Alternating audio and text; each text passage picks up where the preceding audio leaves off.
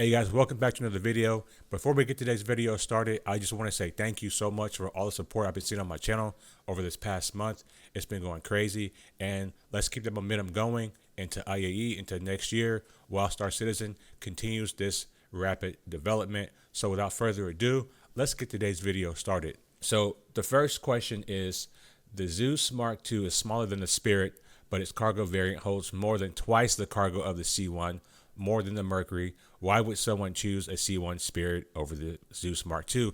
And this is a question that I had because I was just like, man, if it's got more cargo and it's the same size and it's a step up, just spend the extra money, get the better ship. That was my entire point of my C1 Dead on Arrival video. And I think their answer here pretty much confirms like what I'm saying.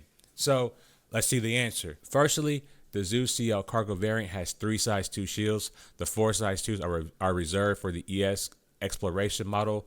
We'll be discussing this more in the near future, but due to the upcoming changes to components to support the resource network, as demonstrated as the Fix and Fly It panel at CitizenCon, we'll be doing more rebalance of a number of items on existing ships, so expect other ships to see their numbers change. Secondly, the Spirit is much more agile and has a higher top speed than the Zeus Mark II, favoring maneuverability and not getting hit over the raw SU carrying capacity.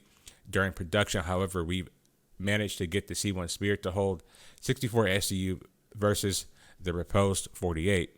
And this was my entire point about the Spirit versus the CL, the C1. In my opinion, I think this is the right answer from CIG. I think that the Spirit should have that higher top speed at the expense of not being able to hold as much cargo. I think the Zeus will still be the better option. We all know the Spirit has a glaring weakness right now with its shields, whether it's a hole, whether it's a bug in the development of the ship that's allowing it to be killed so easily. I still think the CL is going to be the better ship. Now, it does come at a price. If your cargo hold is full, you won't be able to access your components. But I would much rather deal with that than to deal with the weakness of a C1. And I'm a Crusader fanboy saying this. I'm not a Mercury Star Runner fanboy saying this, but I am a Crusader fanboy saying this. Okay, so the next question is, what is the range of the QED? Is it a snare or a dampener? It is just a quantum dampener. It's not a quantum enforcement device which combines a snare and a dampener. The range will be smaller to the one found on the Drake Cutlass Blue. And this is why I made the comparison video between the Drake Cutlass Blue and the Zeus Mark II. I think the Zeus Mark II MR. I think these ships compete well with each other, and I think they should have a similar range on their devices. The next question is, are the EMP and the quantum dampener pilot controlled? We are aiming to allow any seat to control the EMP and quantum dampener. Though if it causes issues, we'll restrict it to a subset.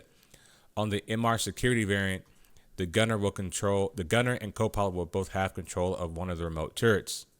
That's good. And see, I didn't want the ship to be in the state to where the pilot can control a remote turret, the EMP, the quantum dampener. I think that would have been too much for the pilot, and I think it would have made it more of a solo ship. And I think the way that the game is going right now, they are trying to push more multi-crew gameplay, and I think this ship is perfect size for a crew of 3. You know, I think that's the perfect size for a group in Star Citizen. I think any more than that, especially with the current map mechanics, it just gets too cluttered and it gets too confusing. So I think a crew of 3 is perfect, and I think we need to see more ships in this size range, in my personal opinion. Is the Zeus Mark II CL able to travel through small jump points, making it the current largest cargo ship to do so? Likely yes, though there are a lot of changes coming regarding the jump points, their size and restrictions. As the design has evolved significantly since it was first discussed, expect more info on this as we get closer to Alpha 4.0. This I don't have too much commentary on. It's just one of those things that we're going to have to be able to wait and see as far as like its jumping restrictions goes. But I think at least should be able to jump between Stanton and Pyro, because I think those star systems may be closer together. Why do the prisoner boxes need extra space? is it possible to place them on a normal cargo grid? Prisoner pods can be stored in a cargo grid, but takes up a relatively large volume, and items cannot be stacked on top of them. The prisoner pods on the MR allow them to be stored in a more efficient meat-rack format, like the Drake Cutlass Blue, without compromising space. I think that this is excellent, and this is another reason why you would probably want to choose a Mark II MR over a Drake Cutlass Blue. I just think the Mark II has a more efficient design of its interior space over the Drake Cutlass Blue, and this is why I picked one up. I'm not trying to say anything bad about the Cutlass Blue because I love it. I think it's a fantastic ship, and it's a great ship. So, but with this being said, and having that better use of the space, I think it's good. But I also think that they should go and redesign the interior of the Drake Cutlass Blue, give it up to that gold standard so it can really compete with the MR. Are there any escape pods? The beds are designed as escape pod beds and eject out the bottom of the ship, sleep tight. This is an interesting concept, and if I remember correctly, I believe some of the beds are stacked on top of each other. So I wonder if you press that eject button, do all the beds come out? Does one bed come out on its own? Does it destroy the ship? We have to wait and see, but that's just an interesting concept. So I would love to see more on that in the future as they continue to show the development of the ship. The next question: the room opposite the armory in the MR looks empty. What is its function? This room is for armor and suit lockers and storage. The angle of the interior shot just didn't show this well. Okay, well that makes sense to have a room for your storage, your suit and your armor and stuff like that. That makes sense. That makes sense. What is the Zeus's top speed? And this is one of the things that I was speculating about. I didn't expect this ship to come out and be faster than the Drake Cutlass Blue. I think that would have been kind of like a crime. Like, it has better shielding and it's also faster. I think that's not good balance. Though I do think that the Zeus Mark II MR will probably have bubble shields. I don't really like it like that, but it might, because it's going to have the 3 size 2s. So it's going to probably have full coverage. So do keep that in mind as, you're using this ship. And even if you're attacking it, it may have a tougher TTK.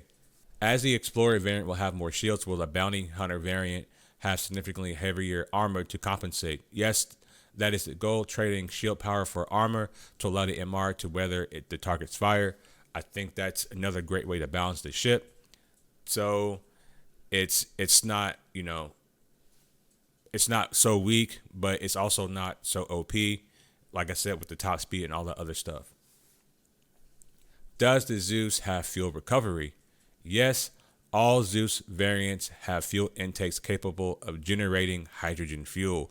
This right here is the greatest feature of the Zeus ships, especially for the ES model, the exploration model. This is fantastic because we all know a system like Pyro, where there's not many places to stop and refuel, you can actually generate hydrogen fuel.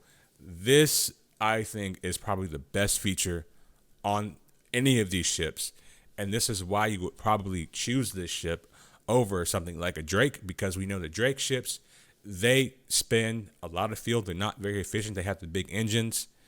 The C1 or the Spirit series, they're kind of okay on fuel. They're still not great, but having a ship that can stay out and deploy longer is going to be a fantastic thing, especially in a system like Pyro. So this is great. Is the top turret pilot controlled? Currently, the gunner seat will control the bottom turret on all versions, and the co-pilot will control the turret on the MR and the tractor beam on the CL. So this is also important because I didn't want to see this ship become one of those ships that's like, it becomes kind of like too OP out the box. Now, I know they're going to have the things with the AI blades in the future, but I think that technology is very far off, and it does need more balancing, especially with systems like master modes coming online. Because essentially, let's put it to you like this. I'm a Scorpius lover, right?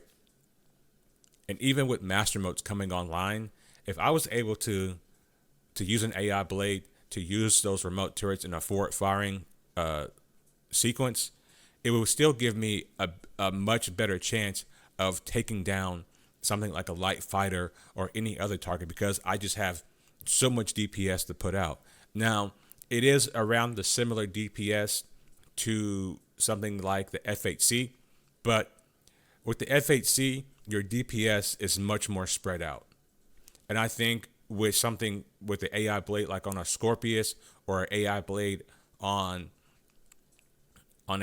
this ship, on the Zeus MR, like I really think the firing angles are going to be, if you're shooting them straight, they're all going to be grouped together, and it's going to allow it to put a lot of DPS in a single area versus something like an FAC where it's much more spread out.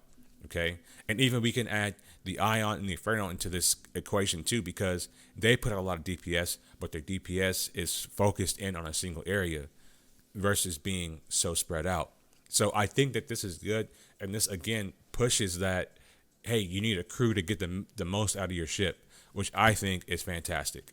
The next question, what are the intended roles for each of the crew members? Regarding the bridge seats, one is dedicated pilot seat and the others are co-pilot and gunner. Specifically, in terms of roles, we do not want to lock players into set roles within the ships. Whilst naturally one player will be flying the ships and the other two are free to assist in navigation, defense via turrets, offense via missile operator, quantum EMP dampening, my bad, or deal with engineering issues that arise. And I think that this is exactly where they want the gameplay to be. Focus, again, I keep saying it over and over again, but it's focused on that crew gameplay. They want the crew gameplay. And I think this is the right way to go, especially with how they want to balance the flight model and all these other things. They want to push the crew gameplay. So keep that in mind. Can the Zeus MR be equipped with red, blue, and white warning lights like the Drake Cutlass Blue to appear as a law enforcement vehicle? This is currently not planned, but we'll see as we go through production. Now, they're saying we'll see, and I likely think that they will do this. However, I don't think it'll be something that's going to be shown until much later in the development of the ship, whether they do it or not. I think if it doesn't get the wee-woo lights, a lot of people are going to be upset. Me personally, I don't give a crap, because it doesn't change the gameplay of the ship. It's not like not having the lights will make the ship less effective. I still think the ship will be effective in its role. The lights are just a shiny new add-on for me, but I could understand why some people would be upset by that. Next question, does the Zeus have an external docking collar? There is indeed an airlock on our small metric docking collar with a ground ladder to access the room to its right, providing a second and third entrance to the ship respectively. And this is the other reason why I think the Zeus is a better overall platform than the Spirit platform, because you do have that option to essentially have multiple entrances to your ship. Now, we understand with the CL variant here all the way to the left of the screen that if your cargo hold is full, you're not going to be able to access your components. But to be honest, if I had some engineering issues arise, and again, it's a 3-player ship, I would much rather jettison my cargo, use that gunner, the top gunner seat to jettison the cargo, and send your other guy back there to take care of any engineering issues that may come up. I would rather deal with that than my ship potentially being shot down very, very quickly because my ship is just too weak. So there it is, guys. There is your Zeus Q&A breakdown with commentary. If you guys like this video, do me a favor, subscribe to the channel. We have a lot of momentum right now, and I want to keep that going. So take care of yourselves, guys, and I'll see you in the next video. Peace.